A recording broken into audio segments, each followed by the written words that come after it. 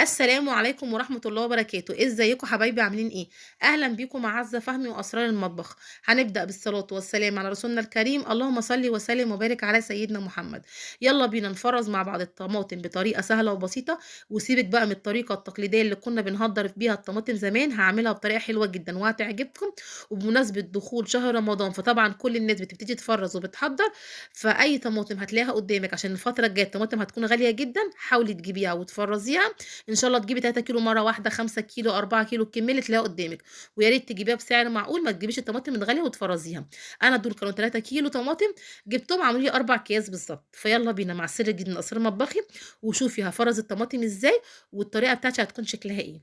انا هنا بوريكم الطماطم، انا جبتها غسلتها. الطماطم دي يا دوبك بصوا فيها اللي فيها شقه وفيها ايه السليمه. دي كان وش القفص. الراجل الصبح كان في المحل بيفرز العديه، وانا لقيتهم هو بيفرزهم 3 كيلو، قلت فرصه اخدهم. ما بفوتش الفرصه دي، اول ما بلاقي حبه كده طازه بروح واخداهم في ايدي. زمان احنا كنا بنجيب الطماطم، نغسلها ونضربها في الخلاط ونيجي نعصرها، فانت كنتش بتهدري فيها كتير. القشره كانت بيطلع فيها ياما، لكن عشان خاطر نيه، لكن لما بنحطها على النار وبنعملها الطماطم القشره بتاعتها بتبقى زي ورقه البفره، بتيجي تصفيها بتلاقي القشره قليله جدا ومش بتهطري فيها، وبتلاقي الكميه ضعفت معاكي. فانا هنا اهوت بجيب الطماطمايه وبشيل بس منها الزر بس، واي حاجه مش عاجباكي بتشيليها منها، واحطها ايه في الحله زي ما انتم بصوا شايفين كده. انا شلت كل الزر اللي في الطماطم وايه، وهحطها على البوتاجاز. بصوا انا حطيتها هنا على البوتاجاز، طبعا انا بوطي على النار مش بعليها، هي مش تاخد وقت خالص. هجيب نص كوبايه ميه وهنزل بيها على الطماطم دي، لانها هي هتنزل ميه ياما. خلاص ما تقلقوش، هتنزل ميه كتير، بس انا بحط حبه ميه في الاول عشان ايه ما تشتش من تحت.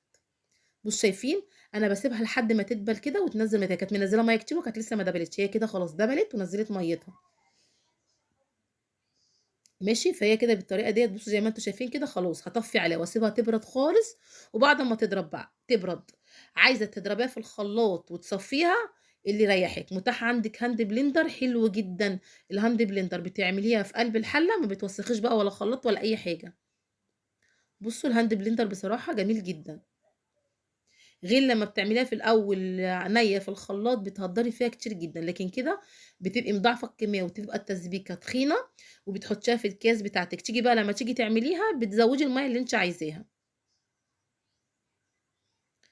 بصوا انا كده بصوا ضربتها، بصوا بالهاند بلندر بقى هضربها الضربه الاخيره السريعه. بصوا بقى هي كده خلاص كلها اتضربت وتخينه وجميله جدا. دي كده اخر ضربه، وهبتدي بقى ايه اوريكم بعبيها ازاي في الكيس. طبعا هصفيها بقى وهعبيها. ماشي، انا عندي هنا بالنسبه لي هنا بجيب اللبانه وبحط فيها كيس. انت عندك اي حاجه متاحه تحطي فيها كيس كده وتعبيها، اللي يريحك. انا هنا هعبي في الكيس دوت 3 مجات من المج بتاع الشاي بتاعي، مش بعبي كميه كبيره، بتبقى على قد الطبخه. مثلا انا عندي عزومه عملت طبخه كبيره بطلع كيسين، ما عنديش حد يبقى الوجبه دي كده مظبوطه على قد الطبخه بتاعتي. وبطلع الكيس كده، بصوا بطلع منه الهواء وبطاطه كده واربطه كده تمام قوي. هعمل بقى الكميه بتاعتي بنفس الطريقه. انا يا جماعه بحب التفريزات بتاعتي افرزها في الموسم بتاعها. فانا مثلا في مثلا وقت مثلا في بسله اجيب بسله واعملها، والقاس نفس الحكايه باميه. فباجي قبل شهر رمضان الاقي نفسي مفرزه كل حاجه وكميات كبيره.